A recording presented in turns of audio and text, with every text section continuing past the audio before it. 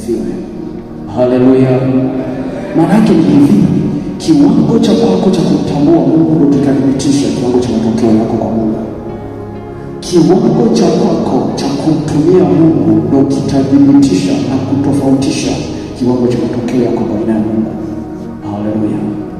Nataka kufahamisha kitu cha neno kwa upesi kabisa kwamba uweze kuelewa Mungu aliyekuwa akijibu kwa kina Shadraka, Meshaki na Abednego, Mungu akajibu na kimelelea ni yule yule mpaka sasa.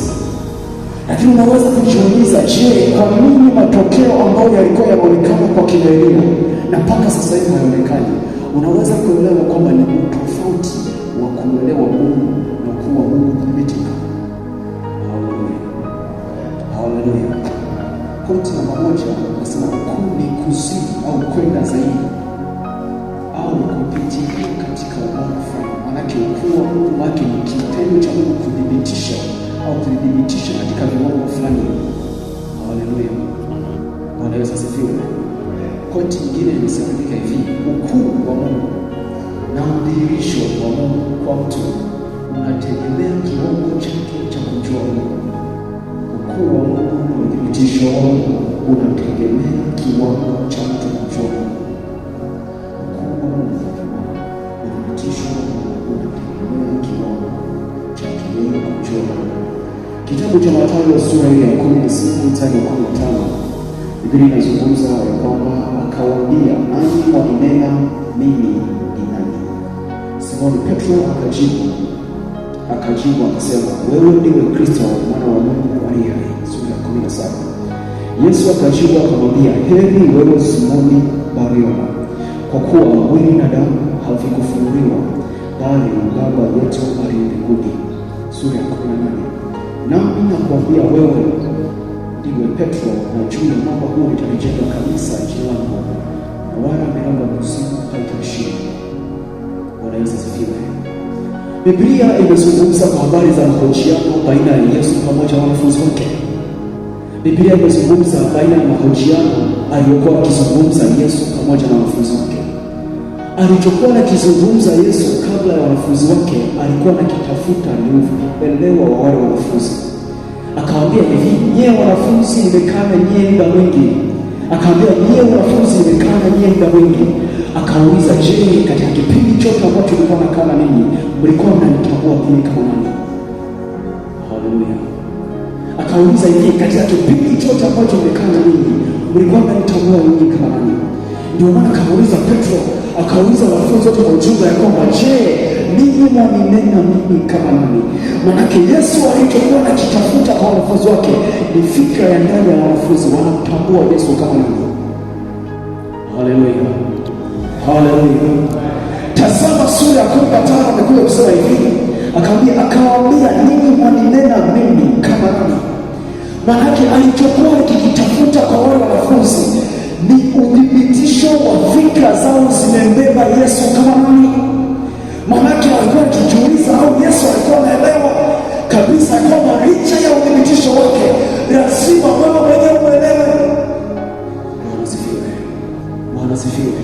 Akasema ni ngumu sana kudhibitisha kama mtu hujui. Ni ngumu sana Yesu kudhibitisha kwako kama haujui nani. La sivyo unaweza kuhisi ni mzimu wa kutendea. La sivyo unaweza kuishi na shetani ya kutendea. Ndipo akauliza, je, ninyi mwanifahamu mimi kama nani?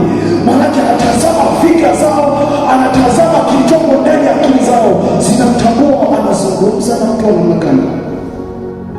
Haleluya. Haleluya. Tazama kitu ambacho alikuja kukiachilia. Akasema hivi, sura ya 16, Simoni Petro akajibu akasema, wewe ndiwe Kristo mwana wa Mungu aliye hai.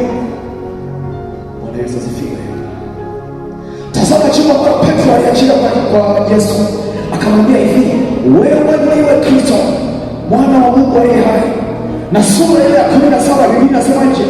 Yesu akajibu akamwambia, heri wewe Simoni Bariona, kwa kuwa mwili na damu havikufunuliwa. Haleluya. Haleluya. Ngoja tuzungumzishe kwa namna hii. Wakati Yesu anazungumza na wale wanafunzi, alikuwa anaelewa kabisa ya kwamba kuna design za kufahamu tofauti zimo ndani ya akili za wale wanafunzi.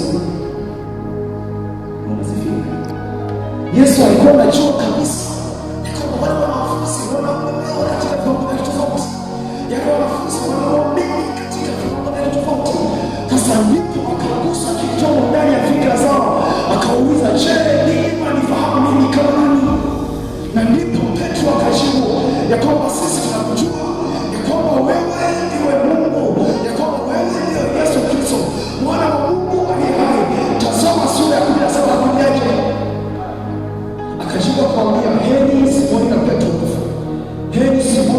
kwa kuwa mwili na damu havikufunuliwa hili, bali Baba yako aliye mbinguni.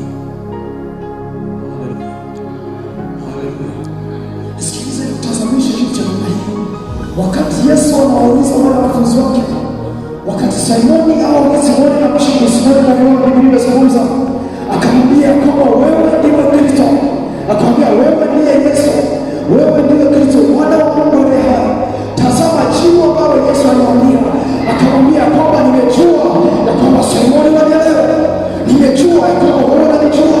Akamwambia kwa kuwa mwili na damu havikufunuliwa bali katika mwana wa Mungu. Kwa kuwa mwili na damu havikufunuliwa ukubwa namna hii, lakini mwana wa Mungu peke yake ndio amefunuliwa. Haleluya. Wale tafsiri ya pesa akasema hivi, kwa kuwa mwili na damu havikukufunulia hii, bali Baba yangu aliye mbinguni. Tafsiri ya pesa hivi, kumwelewa Mungu unahitaji ufunguo wa kimungu.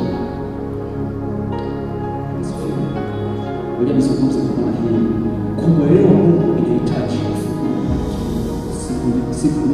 Tafsiri ya pesa, kumwelewa Mungu inahitaji ufunguo wa kimungu. Ndio maana Yesu akamwambia Petro. Yesu akamwambia hivi Petro, ya kwamba kwa kuwa mwili na damu havikufunuliwa, kwa kuwa mwili na damu havikufunulia, bali Baba yangu aliye mbinguni.